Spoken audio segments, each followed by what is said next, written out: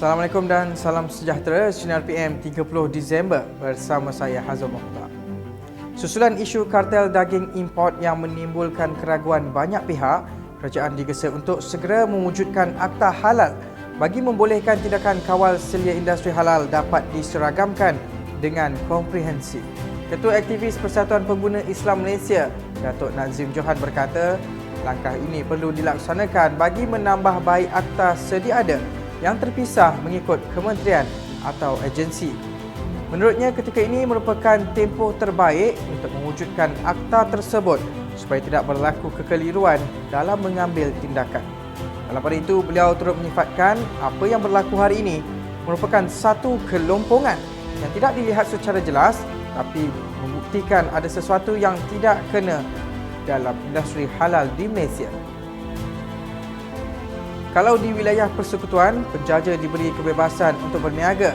Lain pula cerita di Selangor. Pengerusi UMNO Selangor, Tan Sri Noh Omar, mencabar Menteri Besar Selangor, Datuk Seri Amiruddin Syahri untuk berdialog berhubung tindakan perubahan gerai oleh Majlis Bandaraya Subang Jaya di Jalan Takwa, Persiaran Puchong Permai pada Isnin lalu.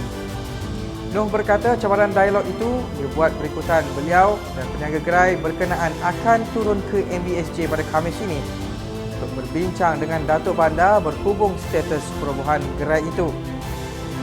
Menurutnya, pihaknya ingin memberikan pandangan kepada pihak terlibat berhubung tindakan perubahan berkenaan, memandangkan beliau mempunyai sedikit pengalaman sewaktu menjadi menteri di Kementerian Perumahan dan Kerajaan Tempatan sebelum ini. Pengulas lanjut, Noh berkata pihaknya memahami langkah dilaksanakan oleh MBSJ sebagai pihak berkuasa tempatan di negeri itu.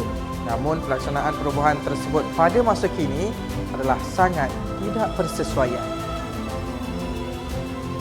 Berita seterusnya, Mahkamah Tinggi di Kuala Lumpur hari ini membenarkan permohonan Datuk Azhar Azizan Harun dan Datuk Sri Azalina Osman Said untuk membatalkan saman pemula yang dikemukakan oleh bekas Perdana Menteri Tun Dr. Mahathir Mohamad dan 4 lagi individu yang mencabar kesahihan pelantikan mereka dalam Dewan Rakyat. Dengan keputusan hakim, Datuk Ahmad Kamal Muhammad Syahid pagi tadi, Azhar dan Azalina kekal sebagai masing-masing yang di-Pertua Dewan Rakyat dan timbalan yang di-Pertua Dewan Rakyat. Terdahulu pada 13 Ogos lalu, Azalina memohon untuk membatalkan saman pemula yang dikemukakan oleh Tun Dr. Mahathir dan anaknya serta 3 lagi individu yang mencabar kesahihan pelantikannya sebagai timbalan yang di-Pertua Dewan Rakyat. Permohonan untuk membatalkan saman pemula itu difailkan bersama dengan Setiausaha Dewan Rakyat Nizam Maidin Bacha Maidin dan dinamakan sebagai defendant keempat dalam saman itu.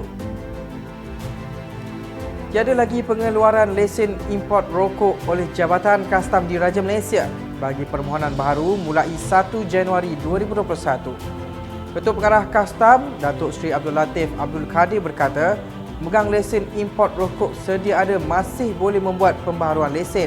Bagaimanapun katanya, bagi tujuan memperketatkan pembaharuan lesen import rokok, syarat tambahan pengimportan kuantiti minimum rokok yang telah ditetapkan dalam tempoh 12 bulan hendaklah dipatuhi.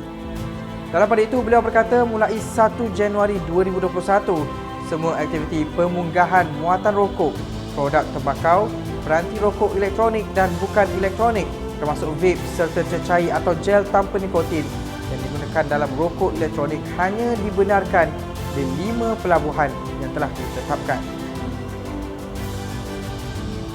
Kita beralih ke berita sukan. Kemenangan 1-0 Manchester United ke atas Wolves di Old Trafford pada awal pagi Rabu meyakinkan Ole Gunnar Solskjaer bahawa skuad kendalian itu telah bersedia untuk mendaki dan menawan puncak Liga Perdana Inggeris.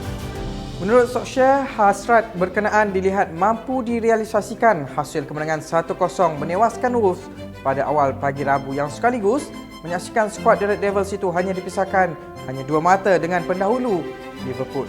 Bagaimanapun, pengendali Manchester United itu mendedahkan bahawa kesebelasan utama United sebenarnya tidak beraksi dengan baik pada perlawanan berkenaan. Malah katanya kesebelasan pemainnya juga berdepan kesukaran untuk beraksi berdepan skuad kendalian Nuno Espirito Santo itu.